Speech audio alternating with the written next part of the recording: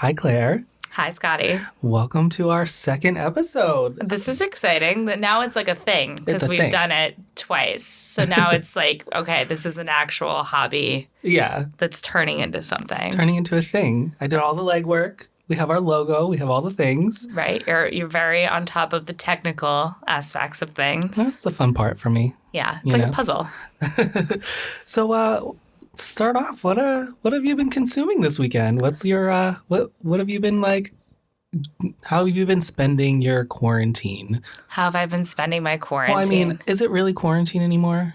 Either Well, way, I mean, not for me because I work right? in a restaurant. So I see people, I talk to people, but I will say that it's interesting asking, are we in quarantine? Because some people are super like in quarantine. In quarantine, They're like, it's 40 degrees outside, but I'm going to only eat outside because, right? Sanjay Gupta said I should eat outside, so I'm only going to eat outside. Right. And then you've got other people who are like, do I really need to wear a mask? And you're just like, oh my God, what? And then sometimes people are like, oh, I didn't know that. Right. Like you're like, oh, like just so you know, like when you go to the bathroom, you have to wear your mask, because you're going to pass by people you don't know. Right. And they're just like, what? Oh, really? Like that seems so strict. I'm like, where have you been? Like, you're super quarantined. Super quarantined. You're so quarantined that you don't even know what's going on the news. I feel like I have a good foot in quarantine. Like it's a good balance. Like I've definitely have gone out to eat and have, done the whole outside eating thing. I'm still getting used to the new norm of standing up, putting the mask on, but I'm just like, oh, okay. It's never a fight. It's more just like, oh, I forgot about that. I forgot. Yeah.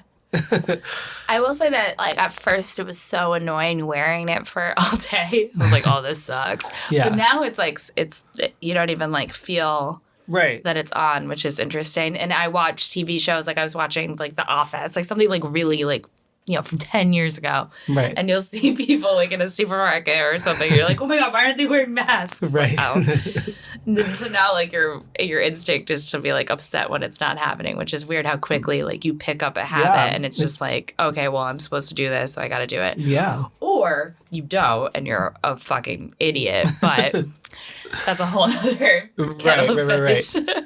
So outside of work and all of that, what have you been watching? What's new? So my biggest thing that I've been watching this week every week is I love Real Housewives of Potomac. I can't get enough of it. It's, I think, becoming one of my more favorite franchises of that, and I love all of the Housewives. I've seen Real Housewives of Melbourne. I will watch it all. But Potomac's New York's my favorite, but Potomac's quickly becoming my favorite because they're really giving the New York girls a run for their money. Yeah, because it's so multi-layered. It's not just about the fight, because obviously that's the big thing this season, but they're fighting with their husbands and they have kids and there's issues with mother-in-laws and right. It's not just about this one fight or the infighting in between the group. It's a layered thing. It always has been. Ashley's right. mom has no money, and I like depth in my drama. I don't want it to just be you said this about me, which is what OC has become, and it's just a snore. It's what Bethany said recently on a podcast where she likes the nuance of the fighting. The fights were... The example she gave was the one with her and Kelly Ben Simone at a bar talking over a skinny girl margarita, talking about you called me stupid or something like that. Yeah, the background, why? Okay, well, New York's good for that too. Telling Carol that she had her book ghostwritten, but she sees herself as a journalist. When that whole thing happened with Aviva, that's some deep cut, ooh, that's a personal jab. Whereas OC is kind of I don't know, they're always fighting about shit that doesn't matter. You're mean, you're right. cold. And OC's just, everyone's boycotting OC because Kelly Dodd is a racist, and is one of those people that sees herself as her intersectionality allows her to be racist. So she's right. saying that I'm not fully white. I identify as Hispanic. And because I identify as Hispanic, I can therefore be racist, say ignorant shit about Black Lives Matter. And in reality, you're married to some Fox News guy now. And right. that's what he wants you to do. Introduced to her by Ramona. And she also, so she wore a hat. I'm sure if you're listening to this, you probably know this, but she wore this hat that said, drunk wives matter, Ugh. obviously mocking Black Lives Matter. And one of her arguments against this is that this phrase has existed before Black Lives Matter. So, like, she saw this on a T-shirt at, like, the boardwalk, at, like, one of those Uh, T-shirt stores that, like, I the Jersey highly Shore doubt kids used to that. work at, like, 10 years ago. So she, like, literally argued that drunk wives matter predates Black Lives Matter, so therefore it could not be an Oh ignorant my take. God. I just want to say that when something takes on a life of its own, where, like, as a cultural signifier, you see Black Lives Matter, you see it and you understand what that means. Right. If you're not ignorant, you truly understand what it means. That negates all of that. That negates you having seen Drunk Wives Matter 10, 15 years ago. Right. It negates that. It's the same thing with swastikas. It's the same thing with Confederate flags. You don't get to choose what things mean. Right. It just like becomes a thing. Like When it's like Mickey Mouse is a cultural signifier. When you see Mickey Mouse, you know what Mickey Mouse is. You know what Mickey Mouse stands for. You don't get to decide that Mickey Mouse is something else. You don't Right. get to do that. You just don't get to do it. So that's like where I feel like about Kelly Dodd, and everyone's really upset too because a lot of people got canceled from Bravo. Like Stassi Schroeder said a lot of ignorant shit. Right. She's gotten kicked off, and she's probably one of the more famous Bravo celebrities, like on her own. She wrote a book. It was on the New York Times bestseller And she list. started on Amazing Race. Like she has like this long history of being on reality TV even before Vanderpump. Yeah, she's one of those people that's just like built for it. But then it also came out that her uncle has like Confederate flags all over his Instagram profile, in addition to all of the things that she said. And so she got fired, which is probably, you know, in many ways justifiable. But, you know, other people on the show, like Jax, haven't been, and he's done a lot of bad shit. And he's also done some physical violence, which has gotten other people kicked off of Bravo shows and sort of put in timeout. Yeah. And he's never had that issue, which is interesting. Yeah, like, it's what weird. does he know about It's weird how Andy Cohen that he doesn't get in trouble? Yeah, it's weird how some people are seemingly immune to the criticism and kind of get to keep their jobs, and it'll be interesting to see how this what's happening with OC right now and Vanderpump bleeds into the other cities. I think we're starting to see that a little bit in New York. They just cast their first Black woman on the cast, which honestly, if you sit back and think about it, New York is like the place you should have a diverse cast. Right, and they're all just white ladies. All just rich white ladies. Some of them are like from Connecticut. Like, they're not even New Yorkers. So it's Right. Like Luann. yeah, like you're not a New Yorker. You're just like a rich lady who lives in New York. And also, like, the New York reunion turned from, speaking of a fight having depth, turned from, Right. like, arguing about who didn't return a dress or arguing about a nutcracker to, like, you weren't wearing a mask. Like, people were Right. dying in the streets in New York. Like, Leah's argument against Ramona's actions during quarantine and how angry she was like a straight up character, like, attack that I thought was justifiable. I agree. That sort of shifts the whole mood of every franchise. Oh, Like, 100%. this is a lot. It's starting to get, like, deeper. We're talking about a lot of big social issues with Potomac. We're talking about just canceling and boycotting OC. A lot of Bravo accounts are like, I'm just not gonna, you know, I have hundreds of thousands of followers on Instagram because I recap every episode of the Housewives franchise and people love it, and I'm not doing OC because I mean, I admit I'm somebody who's not really interested in watching OC this season. The only draw for it for me is I'm curious to see how they do manage the pandemic because it did hit like mid filming. But at the same time, I understand why people are boycotting it and like they don't really want to give Kelly the attention. However, I do see the people who are kind of engaging. I do think you and I kind of talked about this, that it's more the responsibility of, I think, the white creators and people who do recap these franchises, like the white writers, the Instagram accounts, people who own them, to highlight Kelly Dodd's behavior, because it can't always be people of color speaking up for people of color. right. And it there is kind of like there's a privilege in like being white and saying, oh, well, I'm going to boycott too. You can boycott with your dollar, but there is something to be said about this woman is already on a platform. She's already on Bravo. So use this opportunity to, push back against her Like and things that she's examine. saying and examine her and be like, okay, so she's here. Maybe you don't invite her to the reunion and be like, she's done. This could be like a Housewives first. Do you know what I Right. mean? That's like her punishment. Yeah.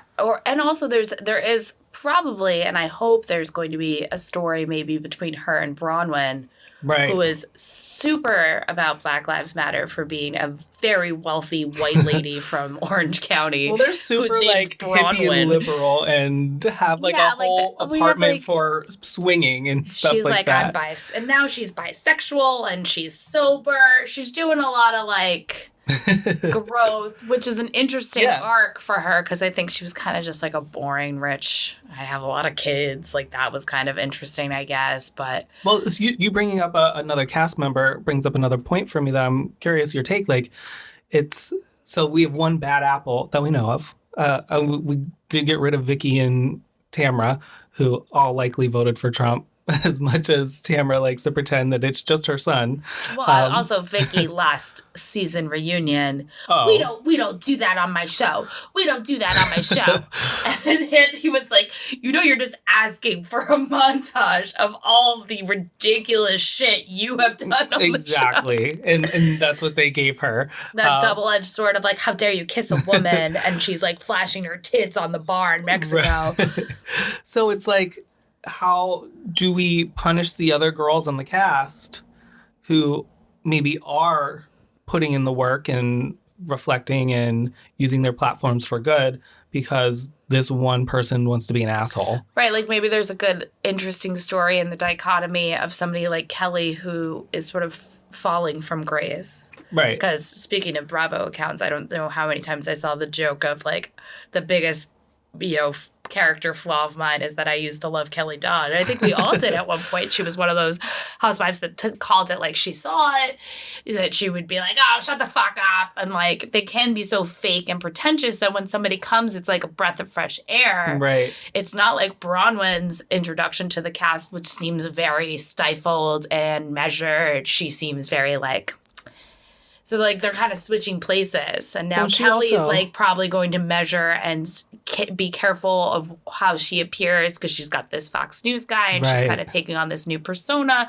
where she's like being almost political with her. I don't give a fuck, and Well, now it's hard to Bronwyn's divorce becoming like that. It's so hard to open. It's hard to divorce that from her now because she's not that you want to define a woman by the man that she's with. At the same time, she's kind of showing Yeah, but it's like I who feel like she it's not a. is by who I she's see what you're aligning saying with. there, but it's not even like a gendered thing. Because if like Yeah. I was dating Rachel Maddow, I wasn't originally known to be a liberal person, Right. you'd be like, oh shit, like Claire's probably pretty liberal now. Right. So like it's just That I makes think sense. it's just a thing. Like That's you true. can't spend all of the majority of your time with a person and not say that it's not sort of shaping who you are. That's and true. making you think about who you are. And then so she used to just be like, I don't give a fuck, and like I'm Kelly, I do what I want. And now she's gotta be morphed by who she surrounds herself with. And Bronwyn's doing like the opposite thing. Right. She's like, I'm gonna go blaze my own trail and talk about how I'm bi and talk about how I don't want to drink anymore. It's a very like character change for her completely. She was Right. hammered the whole first season. Oh my God. She was making out with girls left, right, and center, but saying that she wasn't really like, she didn't come out fully. And then she did, and that was like a whole big part of her story and kind of like the opening up for her as a person. And now I like her as a housewife. Right. When originally she seemed so fake and It was like, who is this girl? calculated. Yeah. Like, I liked Gina more than I liked Bronwyn. So what do you think is going to be the end result of this Orange County thing? So we're already seeing the bleed over into other cities, based on casting, based on topics that they're doing. Like you said, they have Wendy Osofo on Potomac, who is literally a political commentator on MSNBC, Fox News, etc. So she's bringing those conversations to this fight between Monique and Candace. I'm sure that we're going to see these conversations happen in Atlanta. They already start to dabble in it a little bit, but now that Nene's gone, which that exit, dramatic. So what do you think is going to come from this? Do you think Kelly will be fired for something like this? Yeah, I mean, part of me hopes that one of the reasons why she hasn't been fired yet is that it's kind of like a part of the plot. But I mean, it's also kind of weird too, because like, why? Right. Like, why is it taking so long to like comment on it? Andy Cohen's very strong on the fact that he's not a producer. He doesn't have, he doesn't affect, these choices. He's like, oh, I don't make the rules. I don't do that at the network anymore. So like, stop, DMing me. He said it on a podcast. People are like, do you think he's waiting to bring her on Watch What Happens Live to have the conversation? Yeah, that's what I was going to say is like, he keeps being like, I don't know, but you clearly do. And you spend a lot of personal time with the housewives outside of. He did that with Monique because we've been watching reality TV for a long time. I remember on The Real World, you got into a fight, physical altercation, you were fired and kicked out of the house and sent home. You sign contracts that say things like that. And when you work on, so I briefly was a production assistant on a TV show called Jersey Couture. I think that's what it was called. It was about a hair salon in New Jersey. Was it Jerseylicious? No, Jerseylicious. Sorry. I also did do work on Jersey Couture. That was about a boutique. But I wasn't like, I didn't see them really filming. I did like location scouting. I like went to parking lots and stuff like that to figure out if we could film and stuff like that. But I did actually work on one that was like in a hair salon and there was a fake fight.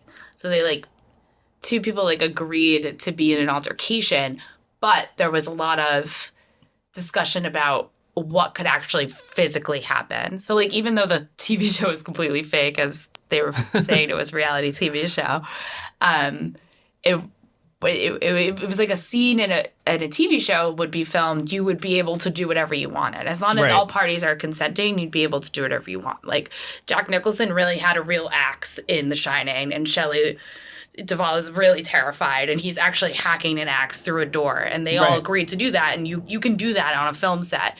But on television, there's more rules. It's reality TV, so there's more rules. I don't really know why there was such like an issue about it, but they were like, you can't push the other person. She can't move was a big part of it because they don't want to instill this idea that that's the whole point of the show, even though that is the whole point of the show is to watch people fight. Right. But then you don't want to have that. It's like going to Bad Girls Club and being like, we don't want you to hit each other or fight with each other. Right. And it's like, well, what else do you That's one of the reasons why I think Bad Girl Club was always framed in it's like a self-help thing. Like, people are going to grow. Right. So, like, if they fight with each other, okay, well, we'll sit down and we'll have, like, a sit down and talk about why it happened. But then that show stopped doing that, and then the show got canceled. And it was just like, we're fighting. Because nobody wants to say it's really about commercials. Nobody wants to sell a Kraft singles cheese commercial to a TV show about people fighting in New Jersey at a hair salon. Like, that's true. Clorox is going to be like, yeah, no, don't play our ad during that. And then you have no ad space to sell. And then the network doesn't want you because people are pulling their ads from your network because you have this like trash show. So The Housewives is one of those franchises that kind of like toes the line of that. Like, oh, they're fighting, but they're so rich and beautiful. And it's like petty stuff, like one wine glass got thrown or like one thing happened. But then sometimes the conflicts get really bad. Do you think that the fights are escalating just because that's what like viewers are demanding in a way? Like, you can only watch people fight over, oh, you didn't come to my charity event so much before it needs to like be one-upped. We see that with the Kardashians too. Like, Kim it's the human and Kourtney having the ego. Yeah. Like, you're like, oh, well, look at all the attention Aviva got for throwing her leg on the table. What can I do that's crazy? Yeah. Oh, I'll bake a fork into a calzone. That was like 10 years ago at this point. So they're like... That was the weirdest thing They're in the like entire ramping world. it up as it goes. You know what I mean? Right. The Kardashians are a whole nother... Like, that. Talk about your ego. I think that all of that is at this point staged. Yeah, I think they sure. sit down and have like legit family meetings. My like, favorite part of that whole fight was Chloe going up and having to like clean The Kim's makeup makeup off the wall. It's because she's wearing her body makeup. Sorry, that was just the funniest thing to me. That was total ripoff of The Real Housewives of New Jersey when Joe Gorga and Joe Giudice get into a fight at the retreat that they all go Iconic, on to like legends, have a moment legendary. at the monastery, and they get into a fight, and then their spray hair Their is spray all hair over is the wall. And they're all everywhere. like, "What is this black shit everywhere?" Literally amazing. Well, we can segue into another reality show that it's started. We did bring up The Bachelorette in our first episode. Did you watch? I did not watch The Bachelorette. I did watch in And my preparation. my least favorite coworker the next day was like, "I never watched The Bachelorette, but I did," and I was like, "Oh." They reeled you in. I will say, it's worth it. Although they're like the beginning with Claire. She's quarantined. They were supposed to start production, got shut down, so they didn't even start anything yet. So her whole filming process got delayed, and they have her, and she's like, "At any point in time, I could have caught this disease, and my love story would have been over. And we're so fortunate. We're like the only people that can actually date in this time." It's like, have you seen the numbers? People are dating. We're Right. spiking because people are dating. They're fucking, they're dating, they're doing the thing. Like, Tinder is still operating and still working. and my biggest complaint though is that you can't go in between commercial breaks without them bringing up her being 39. It's like, oh, she's the oldest bachelorette. She's 39 years old. It's like, oh, I didn't realize that if you weren't married prior to like 35, you're done. Over the hill. They're putting her in a nursing home. This is what this is. It's I can't believe quarantined. she's 39. She does not look She does not a look day 39. over 29. She looks great. But your assessment was right when you talk about the guys. The guys are all very much the same. They had this really dramatic moment with the guy named Dale that she's rumored to be with, alleged. And as soon as he walks in, she goes, "I think I just met my husband. I've never felt this way." And she's like fanning herself. And Chris Harrison's eating it up. He's just like, "Well, you still got some other guys to meet. Do you want to meet them?" Because he's like egging her on because it's rumored that this is like the story arc, because The Bachelor every season now has to have a gotcha moment, like a thing to reel you in, like Colton jumping over the fence and like ex-girlfriends showing up as Yeah. one of the people. I've seen that happen and then a like lot. Hannah's season, the whole thing, she picked the guy and it ended up he had a girlfriend like the entire time, and you know. Oh my God. What was the girl that just, she carried the whole season because they couldn't find, they didn't have a gotcha moment. They just had that one girl with the blonde hair and her dad was really rich. And now I think that they probably are kind of doing this purposefully. Of course. Because they already allude to it in the previews that, oh, do we get another bachelorette in here?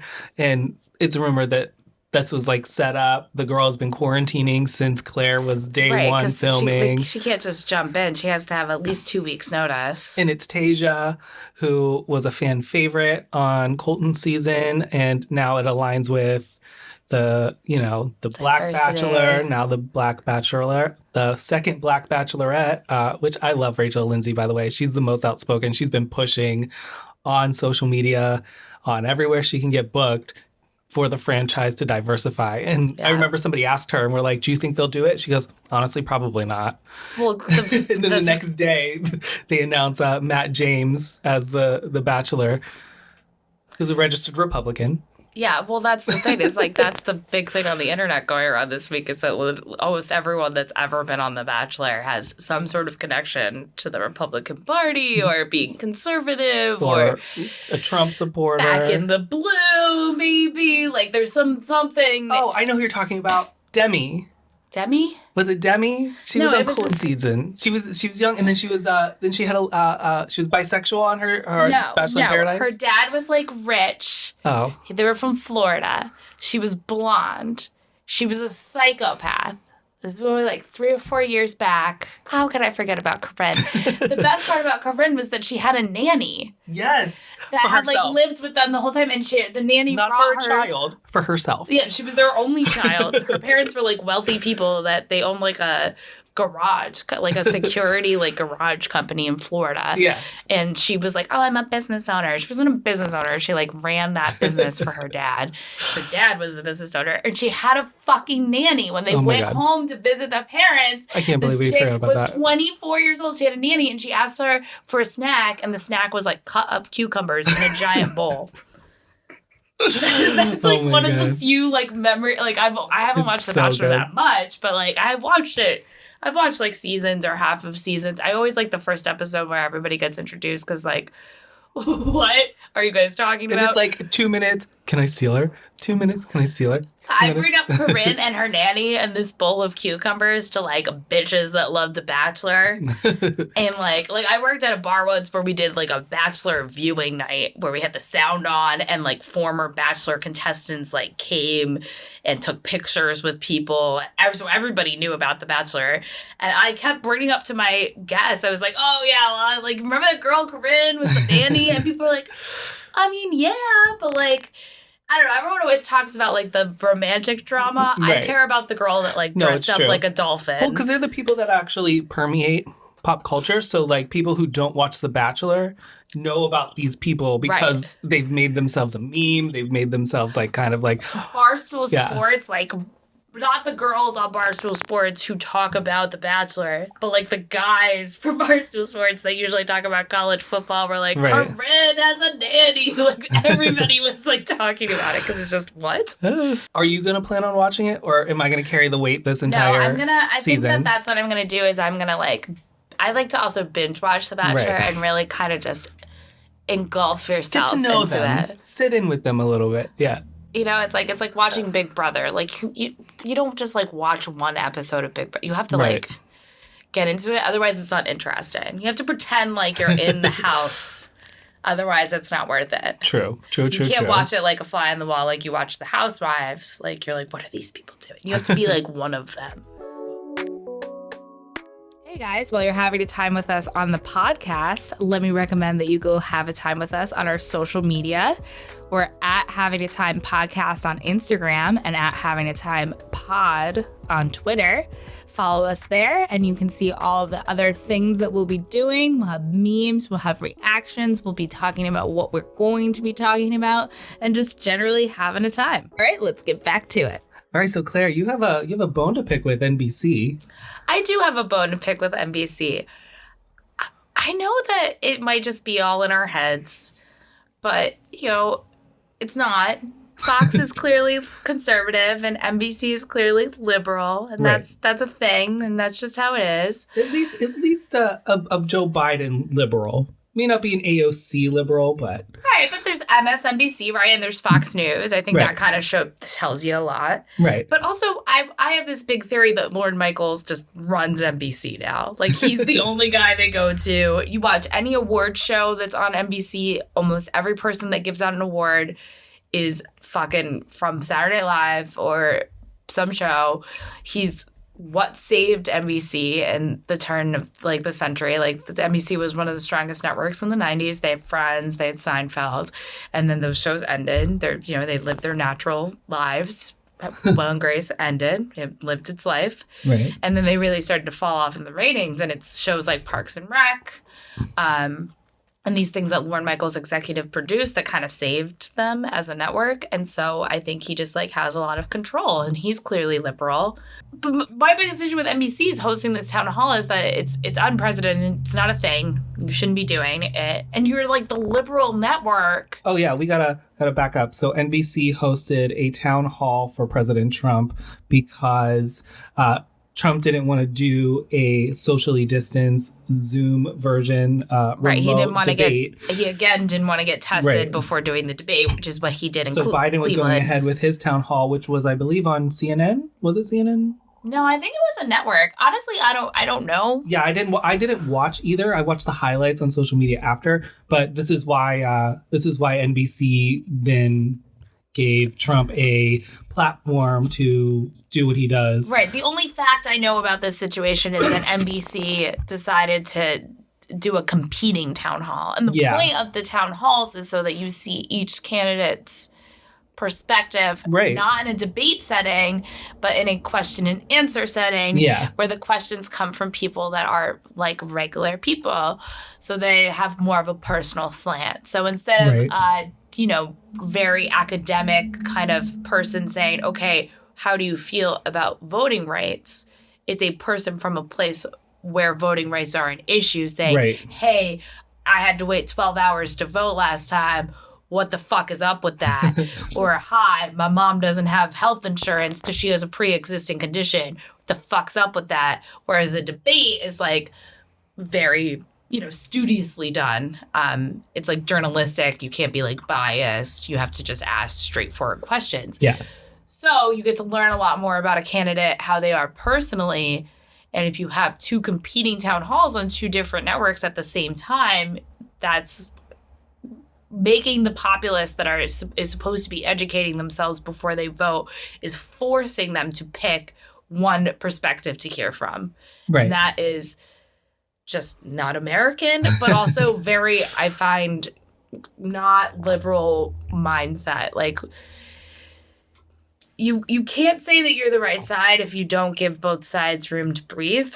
Right. And it's not necessarily about giving a platform to the other side. It's more about, in doing so, taking attention away from the other people. Right. So I feel like it was just all done for ratings. It was all done for, like, to just get a buzz. Like, oh my God, I can't believe NBC did this. Like, all press is good press. Even bad press is good press. So even if people look down on us as a network because we gave Donald Trump a platform, people will be talking about it. They'll be talking about us. Do you think that they gave him the platform because he's had a relationship with them for many years via The Apprentice? Probably. I just think it's like, fuck. It was just done for ratings. And it's this is like a responsibility that you have as the national broadcasting company. Your responsibility to us is to, not all the time, obviously if you're just producing The Office, that's not educating the populace on who they should vote for. But right. In certain situations you are. And I think that MSNBC can be just as dangerous in Fox News in its bias sometimes. And it just shows that I think it's important. I feel like we're obviously clearly liberally minded. I think it's important to also check your own side, too, when they do things that are just like, well, that wasn't cool. Right. Well, and that also, was fucked up. Well, and also it's like indicative of the times, right? So it's everyone was talking about that show on Netflix, that movie, the documentary, The Social Dilemma, where it basically breaks down how the algorithms are working and kind of how we've gotten to this place of uber tribalism, and these networks are kind of microcosms of that. It's like they're kind of reinforcing that because they're like, oh, these people watch us, so you only see these networks. And to some degree, I feel that it's okay, but it's okay to be to shut out certain things, like obviously the far right. Nobody should have like white nationalism or white supremacy show up in any algorithm. Right. I don't want to listen to a podcast about like some ignorant right. fucking point of view that's not scientifically based. Right. That's like some not of these true. people, some of these like conservative figures that show up on like YouTube and stuff like that have platforms that shouldn't. Like Candace Owens is one that just comes to mind. But what I was going to say is that the way that they did these town halls was very much that they wanted to like capture the tribe, quote unquote, of each candidate. I do think that Biden offers a little bit more of an umbrella for other people to be like, oh, I want to hear what he has to say, because I do think that a lot of people know where Trump is and where he stands. And I think that's where NBC kind of dropped the ball. And that's why Biden's town hall brought in 1 million more viewers than the NBC town hall, because people don't know where Biden actually stands on a lot of these things, especially because of the shit show that happened in the first debate. There was no way to find out what he meant for anything because he was busy trying to defend himself or get a word in, period. So yeah, and the vice president has a weird place in history where they deal with international politics. right. So if you don't follow all of that stuff, you might not know who Joe Biden is as a politician. You only know who he is as a personality. Yeah. You know, that guy that's like whispering something funny to Obama's best Right. friend. He's we a know meme him for a lot of people, for a lot of first-time voters. He was a meme Right. for their growing up of like, oh, this crazy old man with crazy Obama. old white dude that says whatever he thinks. Yeah. You know what I mean? Like cracking jokes, like kind of like your uncle. It's like inappropriate Right. at like in mass at Christmas. That like your mom's like telling him to shut up. Like that's who Joe Biden is to us. But we don't know him politically. Right. I guess we don't really know who Trump is politically either. But I mean, you know who he is as a person. Like Right. he's shown all his cards. Like what else could he? like be? capitalism. Like to piggyback off on our early conversation on reality TV, he's like producing himself in the way that these reality stars are, and like he's trying to one up himself. Like, what crazy thing can I do this week that's going to get me headlines and going to keep me relevant, etc. Yeah. And really, that's no way to govern. No. I mean, he's still in that reality TV show mindset because he just like lies about everything. And the press eats it up. Like, this is why NBC gave him the town hall, because they were like, oh, this is like reality TV. It gets us great ratings. It's going to get us great ratings. And it didn't pay off for them. Yeah, well, they thought they were going to get Apprentice viewership, and they did not get Apprentice viewership. I mean... It's like, what? What? But do you think... what do you think the press should be doing in these moments? Because... There's always this conversation around, do we deplatform him? Everyone tries to push for Twitter to like ban him, which I will say at least Jack Dorsey has implemented some fail safes on Twitter where they're like, this tweet is misleading, this tweet is false, etc. So there's Instagram has some of those things too, where if you talk about anything to do with the pandemic, it says the CDC has guidelines, a little button you can push. If it's about voting, it says you can register to vote here, you can push that button. But that's still leaving it in control of the person who's looking at stuff. And you're like, you need to be like kind of like curious and woke enough to seek out that kind of thing anyways. Yeah, so other countries deal with this by, like France, for instance, you don't see the political candidates. I think it's like 15 seconds. They're not allowed to be shown on TV for more than 15 seconds consecutively for like 6 months before an election to encourage the populace to go research. I keep using that word because I guess I just like know so much about voting, my political science words. But they teach to try to get everybody to go like, okay, I don't know who Scotty is, so I have to go Google him. I have to go read. And I have to actually inform myself on who he is. I will not be just learning who he is from a 30-second ad that his opponent has put up. Right. I don't think we're ready for that societally. Because, like you're saying, that's giving a lot of people power and expecting them to want to, like, go learn things. And as we've seen, Americans don't want to do the bare minimum. And in the I saw the piece about how France does it like a couple years ago. So they may have since changed it. But even in that piece, they were talking about how as time goes on, it kind of worked in the 80s and 90s. But now it's people just aren't voting, because there is no like ramp up beforehand, and it is left into everybody's own hand. Election day comes around, and all the French people are just like, well, I never Googled anybody, well, it's also so hard I just now. won't go. The abundance of information out there and misinformation, like we're in such a place right now that it would be very hard.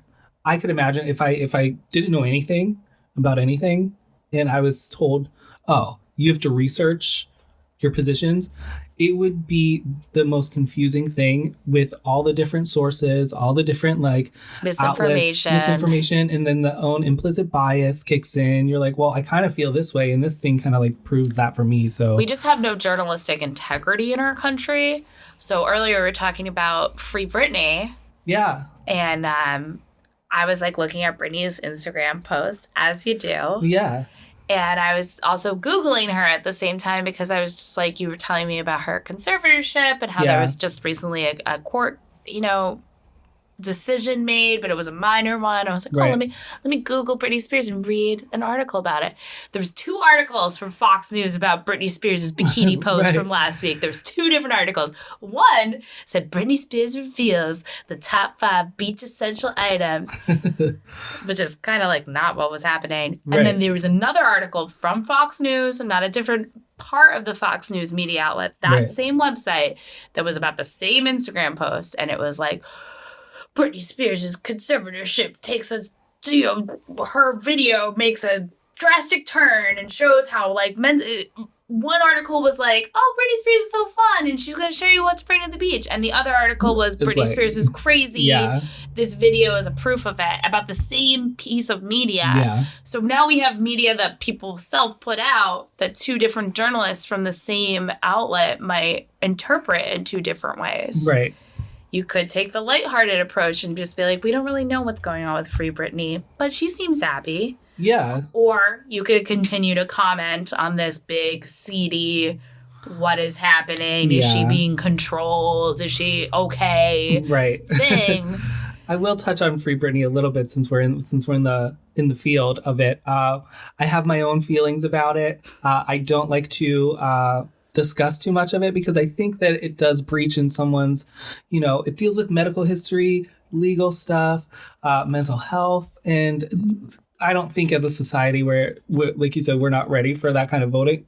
A society is not ready to have responsible conversations around mental health, Yeah. which the Free Britney movement has kind of proven a little bit. There's a little there's not enough care in too much disregard for this woman and her privacy.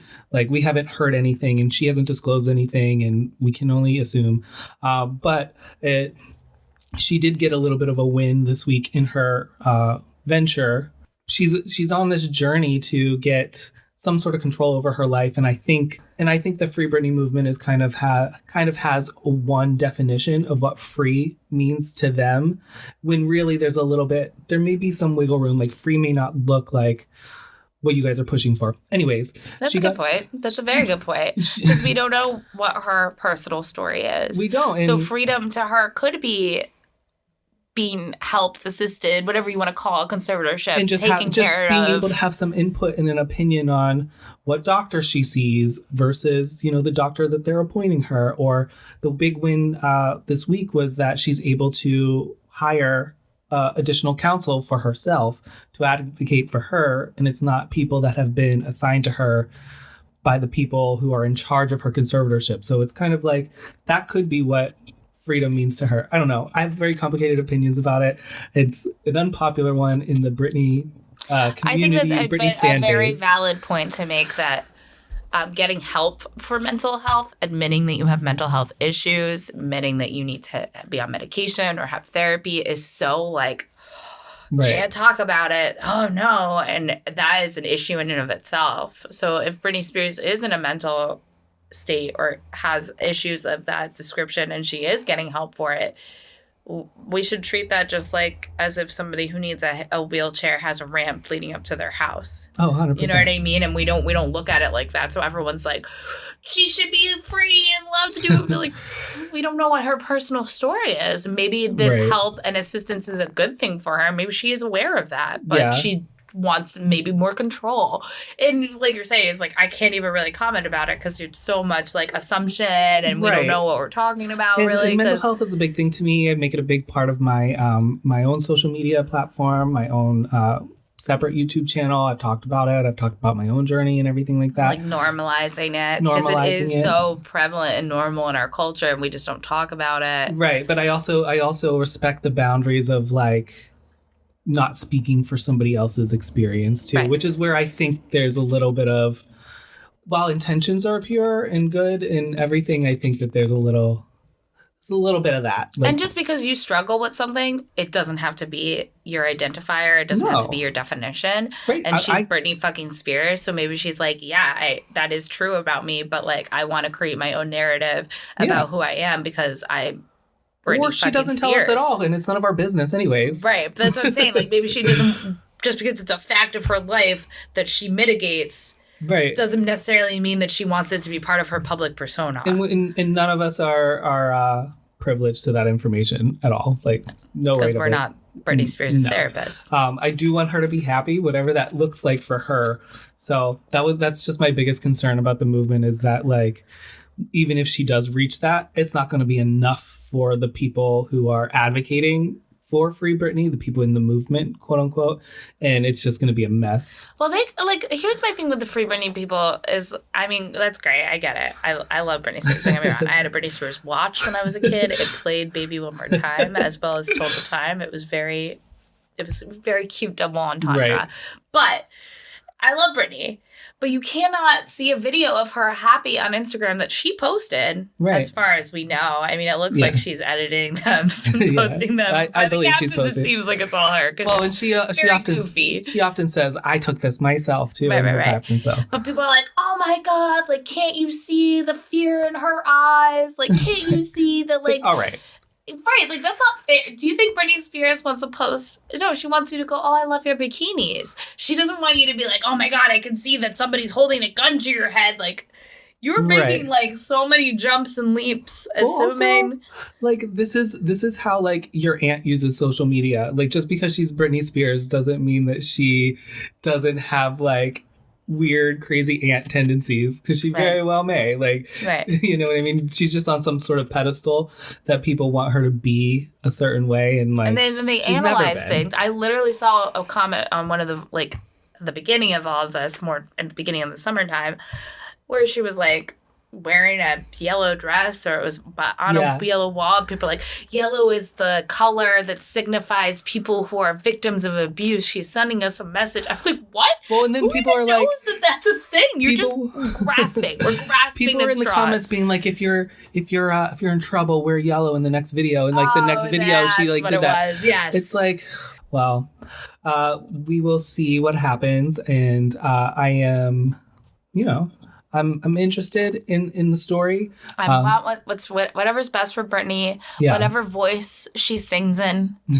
Whether it's her natural one or the baby one that they made her sing. Right. I just want her to be happy. Truly. I mean, that's what everybody wants. And whatever that looks like for her, that's what it looks like. That's what it is. I just want her to have her Cheetos and my Starbucks. And so we're just going to take a quick break. And when we're back, we'll figure out who's having a time this week. Ooh.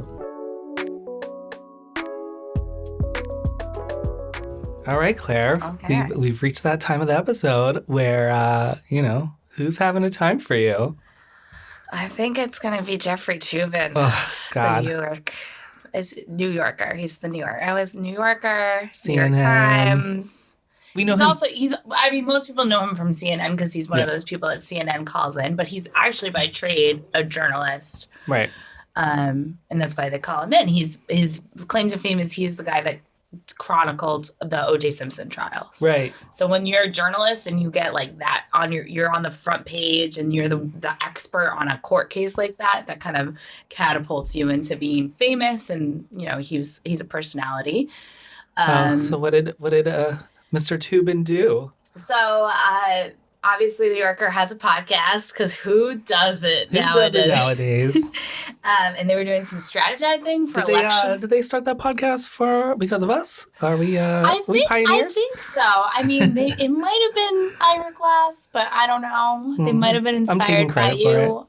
They were having like a Zoom strategizing meeting, probably just to plan like Zooming and doing election night coverage, because they're going to make media about election night, but they're obviously going to film it as it goes. So they were doing like a planning thing, and everyone was playing different parts and roles, and they were role playing like, all right, you be the Republicans and I'll be somebody on the Supreme Court, doing like their reactions.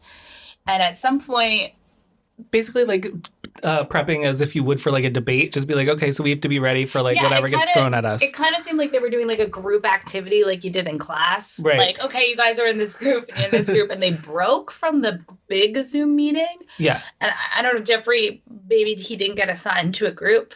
Right. But he took it as his midday time to have phone Zoom sex with whoever is his mistress. Or mister. We don't really know that aspect of the story, who he was jerking off for. Yeah. But apparently he was, and everyone saw it. but no one acted as if they did. And including him, he then returned back to the group Zoom call. Like, and all right, guys. People have reported, they didn't want to be named, but people who were in the Zoom meeting have said that it seemed as if he didn't even really know. It didn't seem like he was embarrassed or like he was aware. So everybody saw this guy who there is like a superior to them. Right. You know, he's like one of the more famous journalists jerking off. And so I guess everyone was like afraid to comment. So they didn't. But what's really interesting about this is that is this a Me Too thing? Because he is in that kind of position of power. But it's not, because I don't think it was, because he wasn't jerking off. It wasn't like Harvey Weinstein where he was like, I'm going to force you to watch me jerk off. Yeah, this is one of those things where it's like there's inappropriate behavior and mistakes, and then there's inappropriate behavior and like maliciousness. And this, from the information that we have, I don't know, maybe he's a voyeur.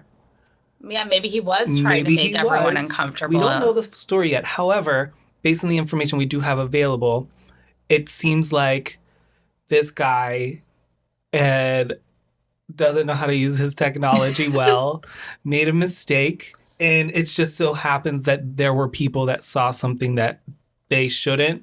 There wasn't an intention behind it based on the information that we have. So far, it seems like that. It seems that way. But there is always going to be the spin. So Nancy Mayer is one of her big claim to fame in journalism is the Me Too movement. Right. She and Ronan Farrow are kind of they're the ones deemed responsible in journalistic history for having started that journalistically, studying it and making an article that had real sources and facts and started this Me Too movement.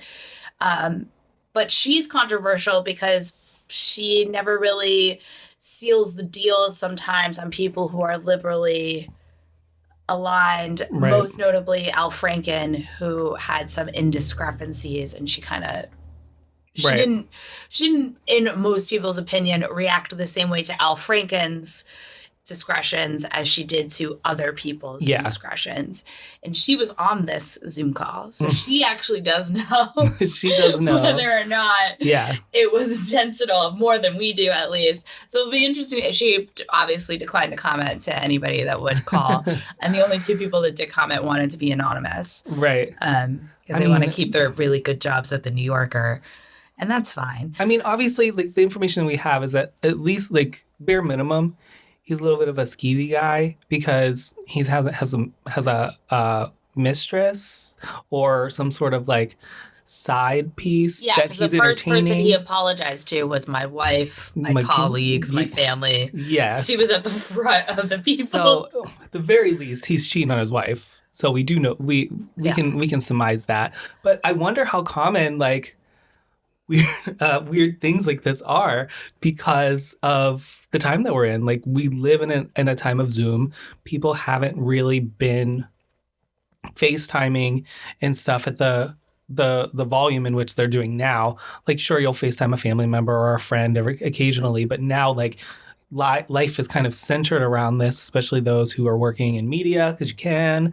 And you know, I wonder how common this is. I did see a tweet. Someone tweeted the article and they said, well, given that we're 8 months into this pandemic, I'm surprised this is the first Zoom dick to be reported on. I'm like, this is true. Very true. That is something to Jeffrey, why haven't you figured it out yet, sir? Truly. I don't know. It's the other interesting aspect of all of this is that he works for CNN, and you know he's like I said, he's like somebody that call in. He's not a steady person on CNN. He is during the election stuff, and he's always like a talking head. Yeah, he's like their Sanjay Gupta about like politics. Yeah. But CNN was just like... He argues with Rick Santorum a lot, which that's the only thing that gets me about this. It's like it gives that motherfucker some like ammo Speaking of a And I hate Google, him so much.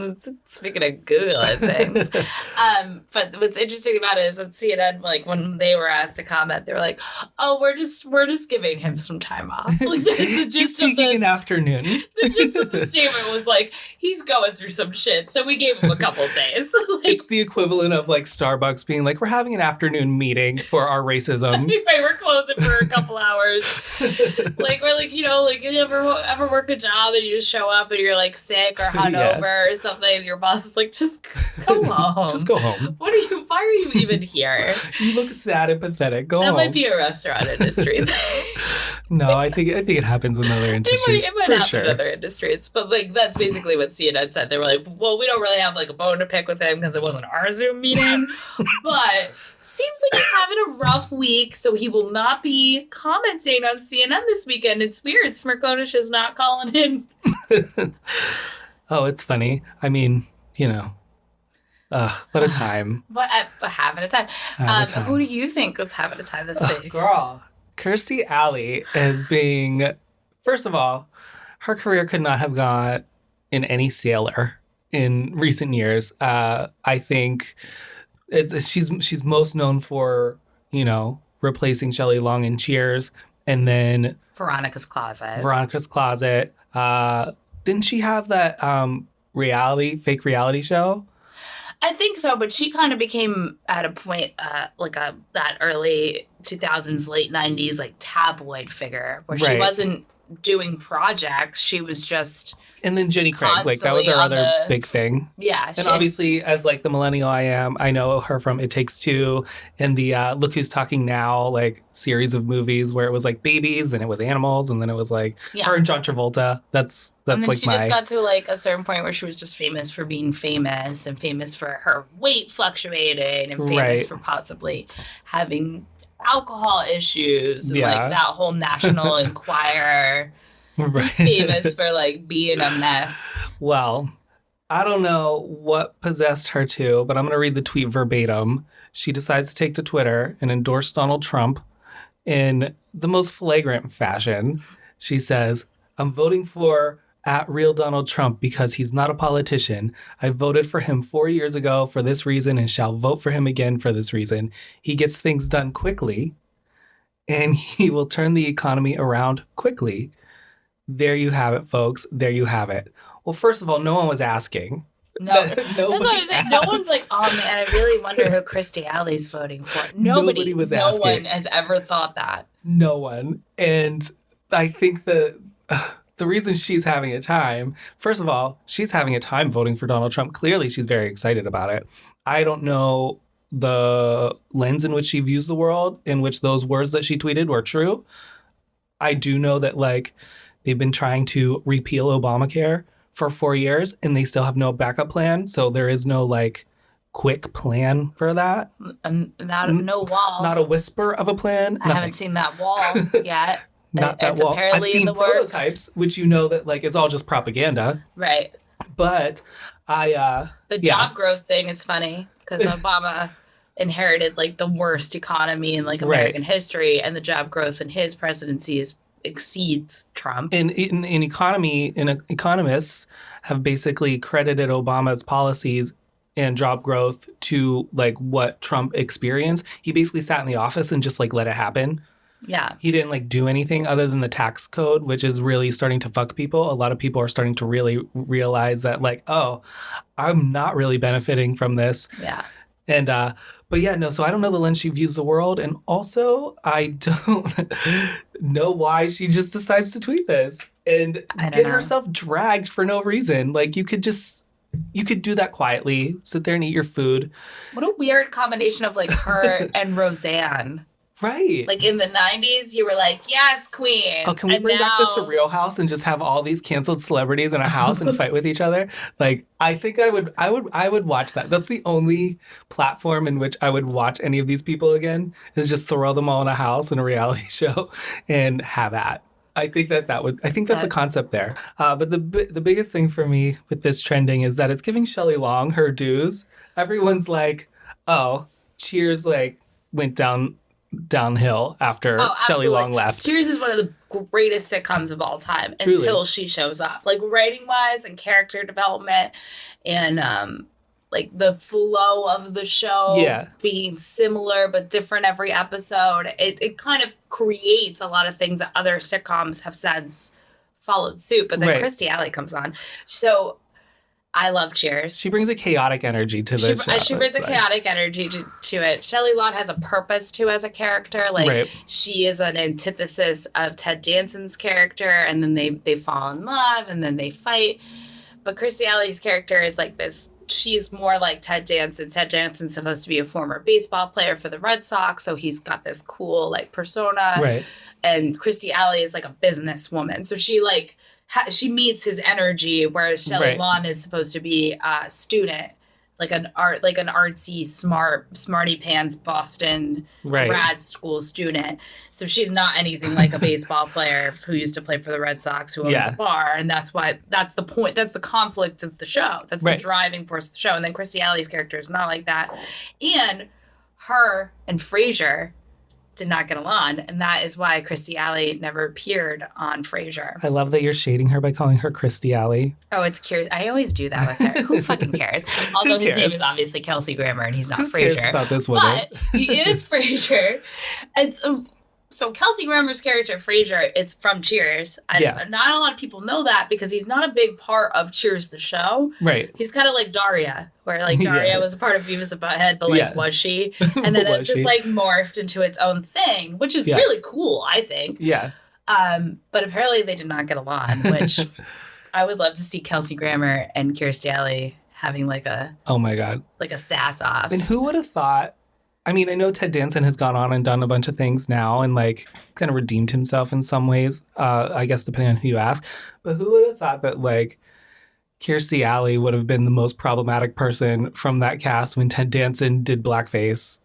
Oh, yeah. You know what I mean? It's like, that should have been, like, the peak. I was like, when was Ted Danson problematic? Was it Becker? No. No, Blackface girl. It was the 80s. The 80s. Whoopi Goldberg's roast. Yeah.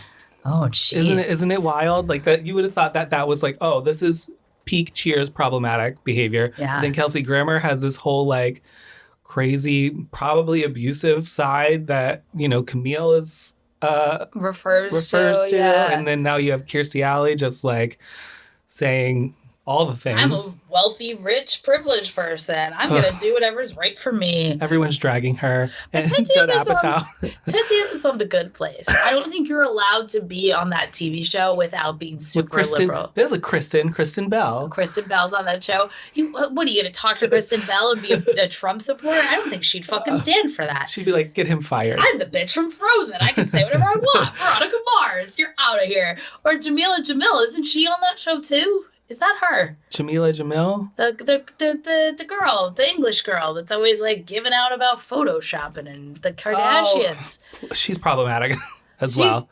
She's her takes are hot.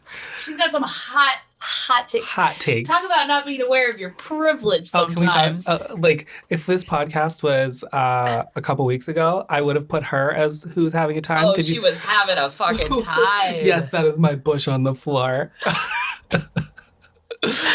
In what world? She's just like, she'll talk about privilege. Are you going to bring that energy to our Instagram, Claire? She talks about like privilege, and then she'll be like, because people are like, they don't understand what privilege they are.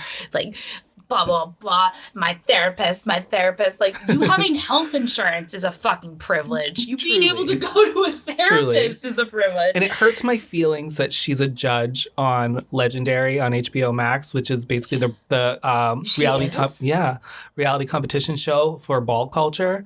And I'm just like, is she qualified? So yeah, that was my who's having a time. Kirstie Alley, I don't know what her deal is, but now she's doubling down and just being like, I welcome your insults. So I think that we gave her the attention that she clearly wanted for that day, and now we should just ignore her. I feel like her PR people were like, well, why don't you just like shoot out a Donald Trump tweet? Maybe. Well, that's it for us this week. That's it, man. Next week, I want everyone to tune in. I'll be investigating the Fire Festival, which I don't know if you remember that. Yeah. There's How a can we forget? We had 2 famous Netflix documentaries, documentary and I wanted a third. I'll be of honest. the guy that was willing to suck dick so he could get bottled water at this fucking music festival. Wonder what That's that how guy's doing dire right it now. was. Wonder if he found that dick. I hope he's okay. I hope I don't he's think he'll okay. be appearing on the podcast because luckily he wasn't put in prison for what happened. Yeah. But Billy McFarland, who is the organizer, Will John Will be on the podcast? Billy McFarland is in prison. He has recorded a podcast. It's called Dumpster Fire with a Y. Get it? Get it? He's coming clean. He wants to say all about the fuckery that went down, why there was iceberg lettuce sandwiches, what Ja Rule had to say about it all. Love to see it. I'm I've excited. been to many a music festival. I've seen some fuckery go on. I've gone to like go to the bathroom and all the porta potties were like knocked over and no one was like around to fix it. Oh. Music festivals are like their own little like worlds. Right. That you have to create for people to get there. Woodstock wasn't very well planned for. No. Original one in the 90s ended in a fucking fiasco of a fire. A riot basically broke out. They're like large groups of people fucked up on things, listening to loud music. Crazy stuff. I'm excited to hear what he has to say about this. Right, because Fire Festival never actually happened. Never happened. I mean, they went, but it didn't happen. Right, there's like a dramatic story about it, and nothing happened. So it's all the.